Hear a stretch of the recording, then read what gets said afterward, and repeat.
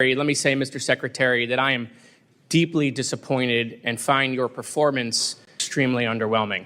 Is it your recommendation to the president that he sign no deal that keeps their ability to enrich? Yeah, he doesn't need that recommendation because he's already said that. Okay.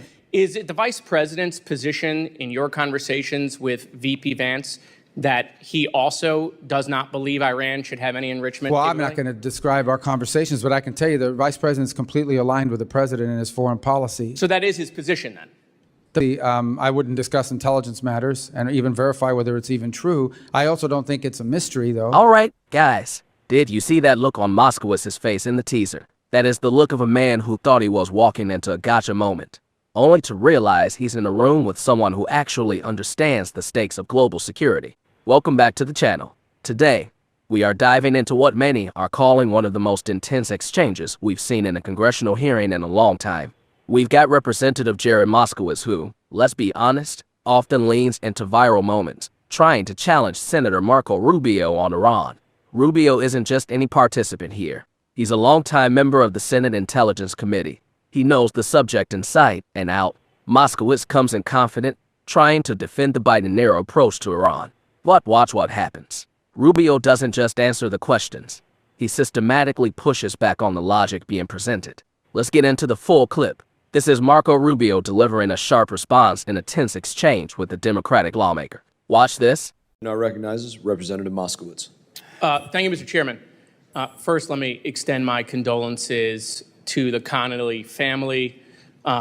Jerry's wit will be missed in this Congress. And so in the spirit of Jerry, let me say, Mr. Secretary, that I am deeply disappointed and find your performance as the National Archivist extremely underwhelming.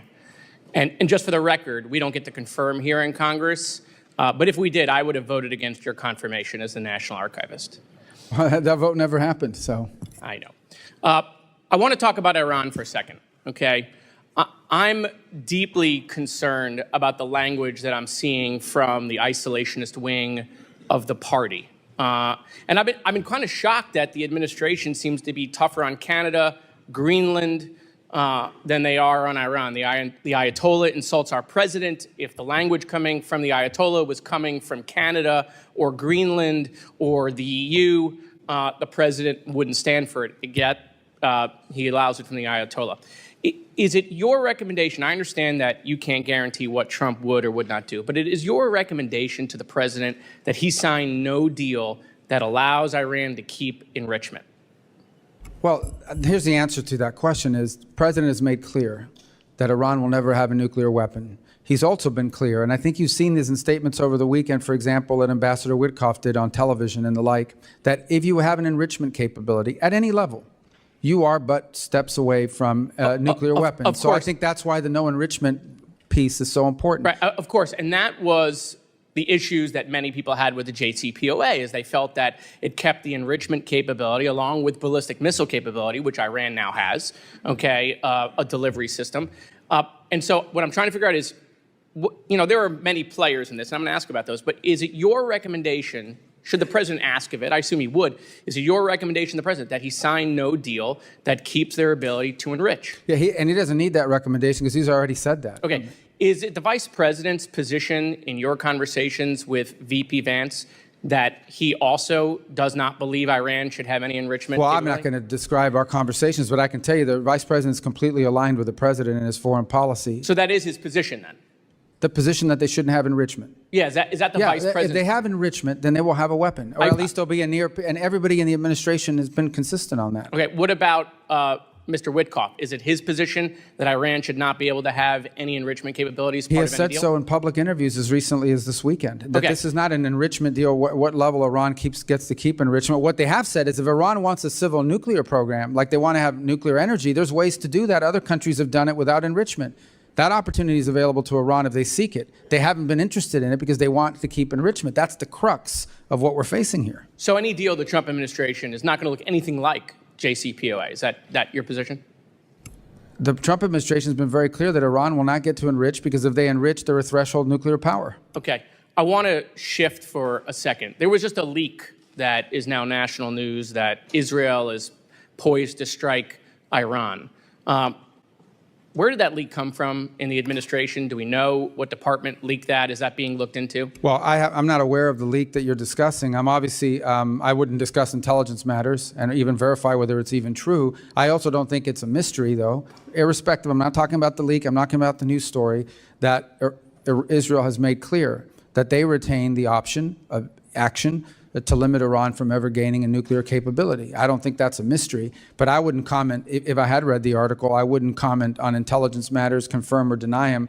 As far as leaks are concerned, I don't know. I read stuff in the news every single day that I look at and say, I don't know where these people are coming up with Well, I mean, they're given polygraph tests in FEMA to determine where leaks are coming from. That's been well reported and not disputed by anyone in the administration, that they're literally going employees, sitting them down, putting them up to a polygraph, putting them up to, an oxygen monitor, trying to test their heart rate to figure out if they're leaking to the media. Is that sort of same application that is happening in FEMA going to be applied to the national security team and to the State Department to figure out who is leaking?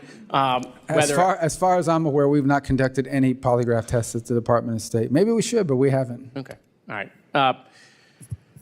So I just want to be clear, because there is a lot of confusion depending on the day, the week, and a lot of the reporting that's coming out, is that any Iran deal, is it your recommendation that should go to Congress to I actually think the law requires it. If you recall, we passed legislation here a few years ago, and it requires that Congress has a right to weigh in on any deal and could actually reverse any deal. I forgot the acronym for the bill, but it was one that was passed a few years ago, and I was in the Senate when it passed.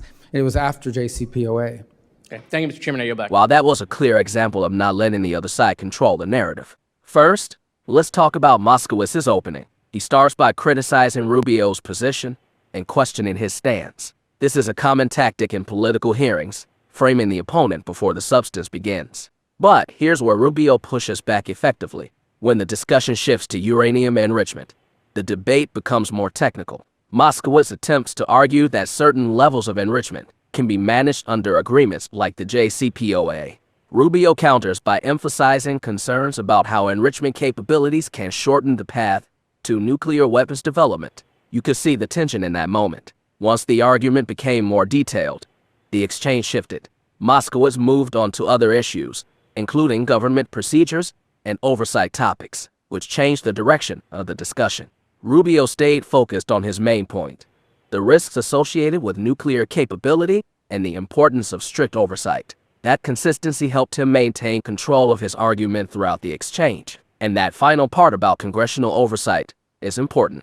These debates often center on how much authority should rest with elected officials versus negotiated agreements handled by the executive branch. This wasn't just a heated moment. It highlighted two very different approaches to foreign policy and national security. So what do you think? Was Moskowitz raising valid concerns? Or did Rubio make the stronger case? And how would you rate that exchange? Drop a comment below, hit that like button, and subscribe for more breakdowns like this. Catch you in the next one.